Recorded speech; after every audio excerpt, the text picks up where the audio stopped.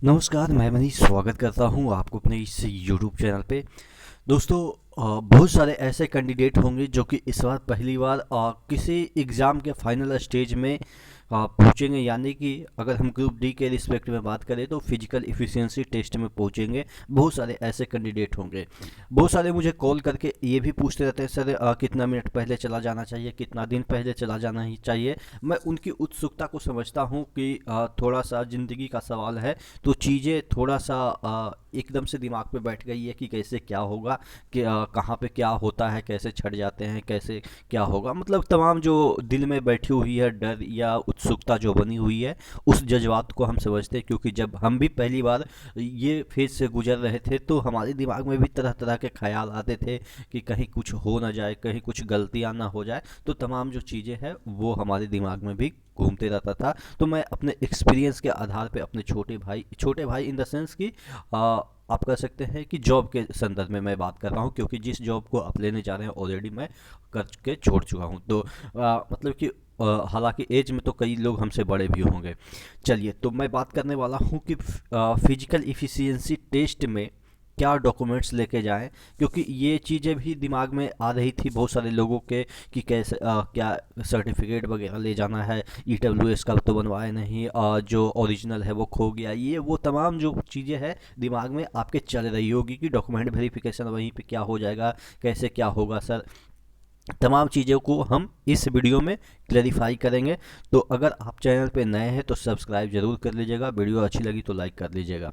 ठीक है, तो चलिए, सबसे बड़ी चीज़ ये है कि ग्रुप डी का आप जो है वो एक क्या होता है ना कि पीटी होता है, मेंस होता है और एक डॉक्यूमेंट वेरिफिकेशन होता है। जनरली एग्ज़ाम की हम बात करें तो पीटी कंप्यूटर पे होता है जनरली, अब तो कंप्यूटर पे होता है।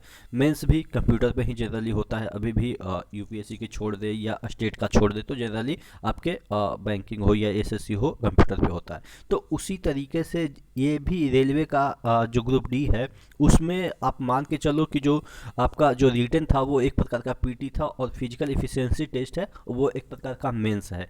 कहने का मतलब ये है मेरा कि ये आपका डॉक्यूमेंट वेरिफिकेशन नहीं है, ये जस्ट एक एग्ज़ाम है। ठीक है, जैसे आपने पीटी दे के आया है, अब आपको मेंस देना है। वो अलग बात है कि 3 गुना लिया गया है और मेंस इसका अलग तरीके का होना है। इसमें फिजिकल तरीके से आपका मेंस होना है। तो कहने का मतलब जैसे मेंस में आप एडमिट कार्ड लेके जाते हैं, मेंस में आप कुछ डॉक्यूमेंट्स लेके जाते हैं अपने प्रूफ के तौर पे, उसी तरीके से यहाँ पे भी आपको वही प्रोसेस अपनाना है। कहने का मतलब इतना लंबा चौड़ा मैं उपदेश दे दिया, इसका मतलब ये हो गया कि देखिए कौन कौन से डॉक्यूमेंट ले जाने हैं। आप में से बहुत सारे लोग ये मन में प्रश्न उठ रहा होगा, क्या आप जो एग्ज़ाम दिए हैं उसका एडमिट कार्ड लेके जाना है क्या? तो बिल्कुल नहीं लेके जाना है। ये चीज़ें मैं डॉक्यूमेंट वेरिफिकेशन के समय क्लियरिफाई करूँगा कि क्या क्या उस समय ले जाना है।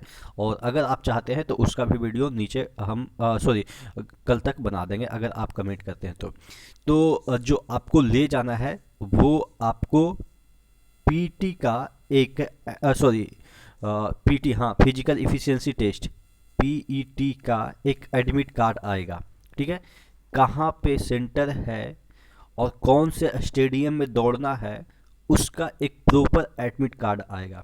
ठीक है, जिस तरीके से आप एग्ज़ाम दिए थे उस समय आपका एडमिट कार्ड आएगा। उस एडमिट कार्ड पे ये लिखा रहेगा कि यहाँ पे आपका सेंटर है, ये टाइमिंग है। हालांकि जो टाइमिंग होता है, जैसे सपोज 10 बजे टाइमिंग है, तो जनरली ऐसा देखा गया है कि 10 बजे वाला जो दौड़ होती है वो 11 साढ़े 11 बज जाते हैं। तो ये कतई वहाँ पे जाके घबराना नहीं है कि सर मेरा तो 10 बजे है और अभी तक हुआ नहीं, क्या होगा क्या नहीं होगा। तो जनरली ऐसा देखा गया है कि क्योंकि फिजिकल है, यहाँ पे कोई ये एग्ज़ाम वाला सिनेरियो नहीं है कि 10 बजे ऑटोमेटिक वहाँ से पेपर आ जाएगा और उसके बाद ऑटोमेटिक इतना बजे आपका पेपर बंद हो जाएगा, ये वाला सिनेरियो नहीं है। वहाँ पे मैनुअली सब काम होता है, तो चीज़ें हो जाती है, लेट हो जाती है, क्योंकि वहाँ पे बहुत सारे चीज़ों को देखना पड़ता है। तो एक चीज़ मैंने बताया कि फिजिकल इफिशियंसी टेस्ट का एक एडमिट कार्ड होगा, वो लेके जाना है। दो आधार या आप पैन कार्ड, दो डॉक्यूमेंट्स लेके जाइएगा प्रूफ के तौर पे, मिनिमम दो। हो सके तो अपना जो सर्टिफिकेट है, 10th का सर्टिफिकेट है, वो भी ले जाएंगे तो अच्छी बात है। क्योंकि क्या होता है ना कि हम एक बैग में रखते हैं तो बैग ही कभी कई बार चोरी हो जाता है ट्रेन पे आते जाते, तो बैग के साथ पूरा डॉक्यूमेंट्स गया और आपका फिजिकल भी गया, तो चीज़ें आपके लिए दयनीय हो सकती है। तो आपको मैं एक सजेशन दूंगा, जैसा मैं जनरली करता हूँ, कि एक डॉक्यूमेंट्स बैग में मैं रखता हूँ और एक डॉक्यूमेंट्स अपने पॉकेट में रखता हूँ। जैसे आधार सपोज बैग में रख दिया, तो पैन कार्ड अपने पॉकेट में रख लिया, ताकि बैग खो जाएगा तो कम से कम हम तो रहेंगे ना, ऐसा तो नहीं है हम ही खो जाएंगे। तो अब हम ही खो जाएंगे तो वो अलग मैटर है। तो इस तरीके से, और एक अगर हो सके तो सर्टिफिकेट जिसपे कि ओरिजिनल सर्टिफिकेट की मैं बात कर रहा हूँ, जहाँ पे आपका फ़ोटो इंगित रहता है 10th का सर्टिफिकेट में, जो कि एक डेट ऑफ बर्थ और आपके पहचान के लिए उपयुक्त होता है। ठीक है ना, तो कम से कम 3 या मिनिमम तो 2 आधार और पैन कार्ड, और जिस तरीके से मैंने बोला उसी तरीके से। अच्छा, एक क्वेरी और आती है कि क्या जो फ़ोटो है वो जो जिस जो एग्ज़ाम में दिए हैं वही वाला फ़ोटो चाहिए क्या?